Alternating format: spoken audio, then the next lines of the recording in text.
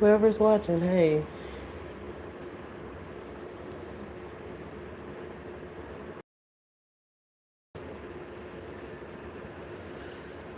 So this is me getting past the last 2 days, and it is also my anti-drugs PSA.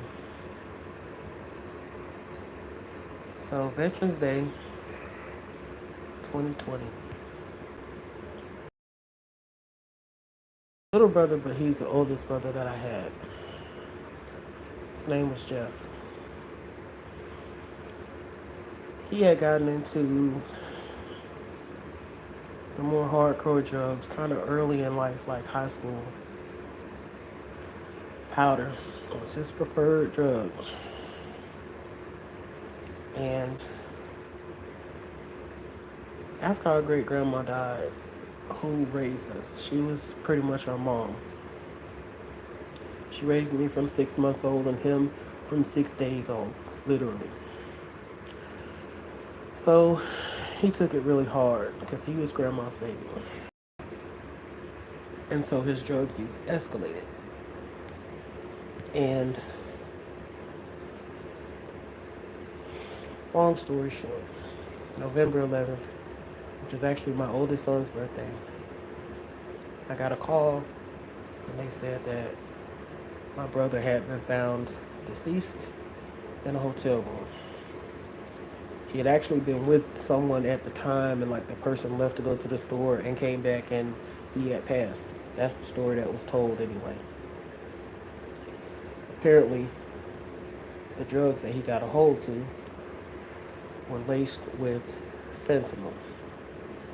So he thought he was cocaine, and he actually got cocaine laced with fentanyl. And God only knows what else. He was 42.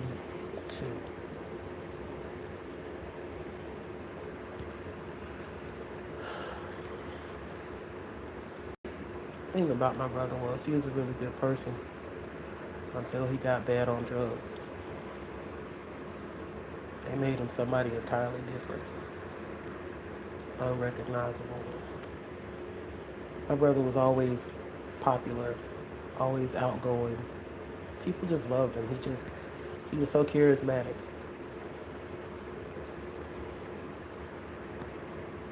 But the drugs, he became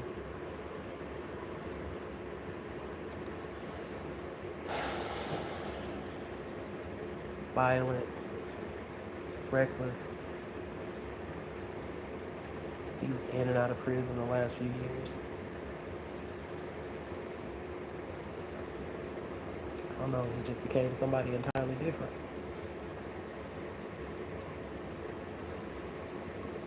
So yesterday, I got a call. My sister apparently had a few seizures and was unresponsive and on life support. And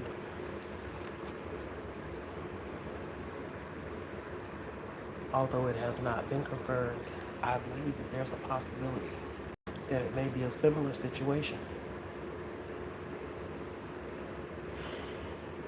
The difference between the two is my sister didn't really become somebody else. She was more of a casual user. If she had it, she had it. If she didn't, she didn't. She didn't go to extremes or to get it, or, I don't know. But still, it's a possibility that that's the root of the problem. So,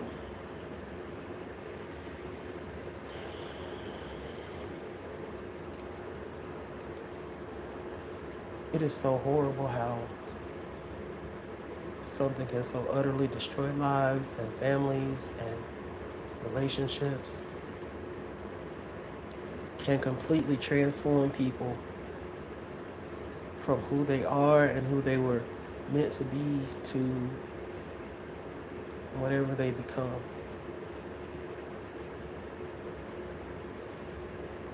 My sister was like the chillest person you ever wanted to know. My brother too. Man, me and my brother used to have a lot of fun together. my sister was the chillest person. She's probably the only sibling I have that I've never gotten in trouble with. Because she just wanted to chill, have a good time.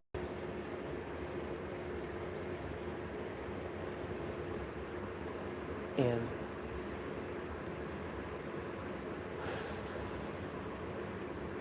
once she had children, her children were her life. Once she had grandkids and she became a Nini, those were the lights of her life, the apples of her eyes. So I was going through her Facebook photos so that I could make a video for her, and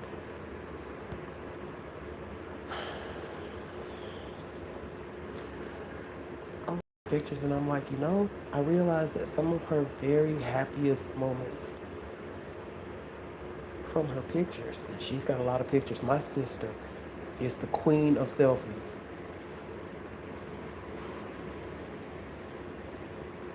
Her happiest moments in her pictures were with her kids and her grandkids.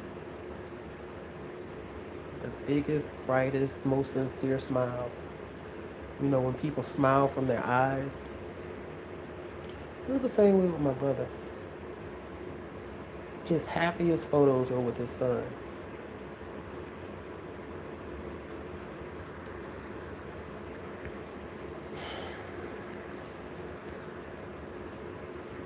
So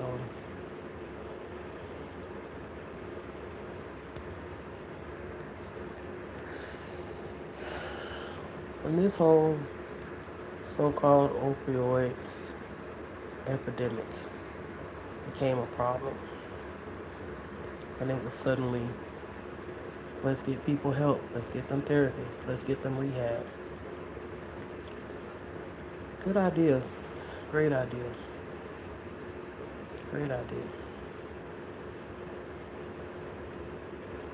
But they did the laws and regulations so sloppy that the very people who are peddling the poison benefit from even possessing it.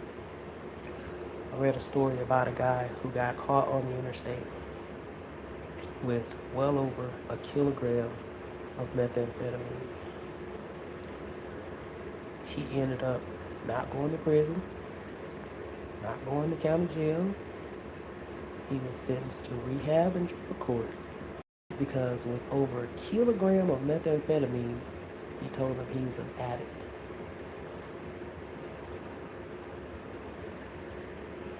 So claiming to be an addict qualified him for rehab and special treatment when he is the very problem. So they essentially gave him a free pass to go right back out there, poison some more people, ruin some more lives, take some more lives.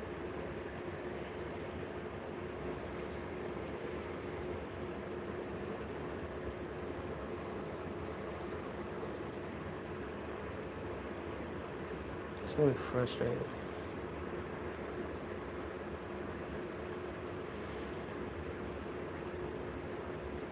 That one case sticks out in my mind all the time. And that's been maybe 4 or 5 years ago that I read that. The guy was from New Jersey.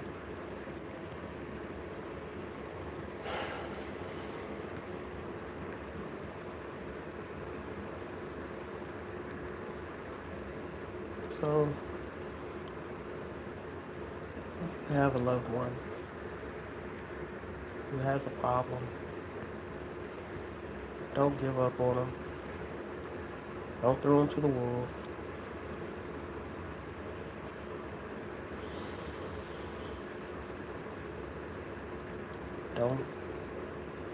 Don't treat them bad, because the truth is they're still the person that you love. It's not them.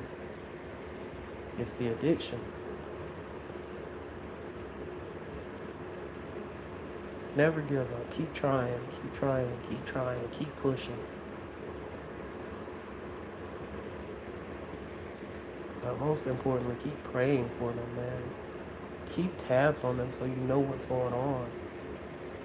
That way you know how to pray for them. You know how to help them. I mean, I ain't gonna lie. I'm not one. I'm not big on the idea of if I got a relative that I know is just gonna take some money and go buy some dope and mess it up. I wouldn't really want to be giving them money all the time.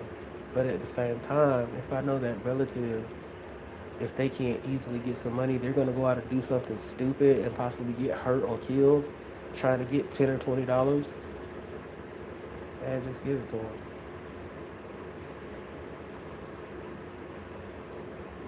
I don't know. Maybe that's not the best thing. I don't know. Just have to judge for yourself, but never give up on your people, man. Never give up on your people.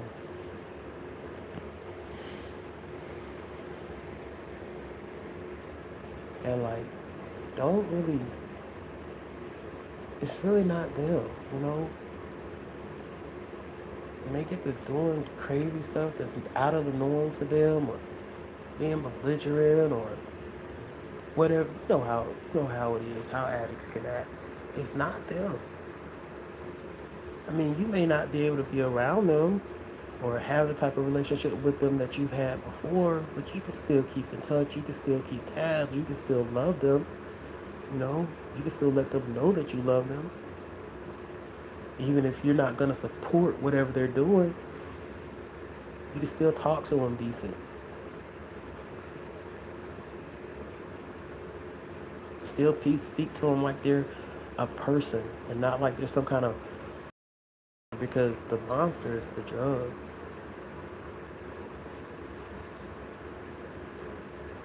Because I guarantee you, if you take the time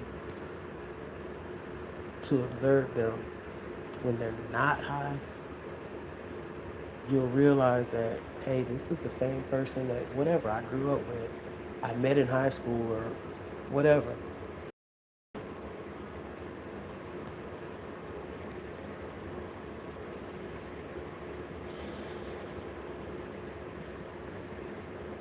And I don't know. I just wanted to vent a little. Just get something off my chest. So this stream will end up being private. And I'm going to end up taking it down.